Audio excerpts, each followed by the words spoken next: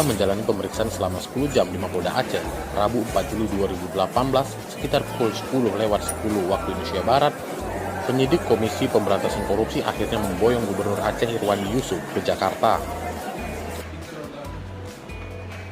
Dengan mengenakan kemeja putih dan wajah yang tampak lelah, sekitar pukul 9:15 waktu Indonesia Barat, Irwandi terlihat tiba di Bandara Sultan Iskandar Muda Blang Bintang, Banda Aceh. Dengan dikawal ketat, Irwandi langsung dibawa masuk ke ruang tunggu keberangkatan.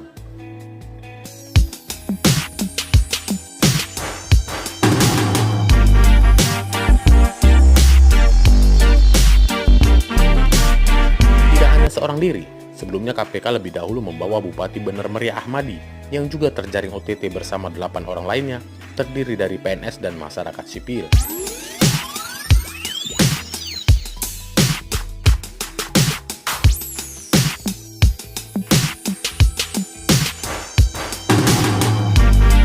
Rencananya, kedua pejabat dan orang-orang yang tertangkap itu akan menjalani pemeriksaan lanjutan terkait dugaan penerimaan fee dari beberapa transaksi penyelenggara negara di tingkat provinsi dan kabupaten di Aceh, serta terkait indikasi suap anggaran otonomi khusus sebelum nantinya KPK menetapkan status mereka.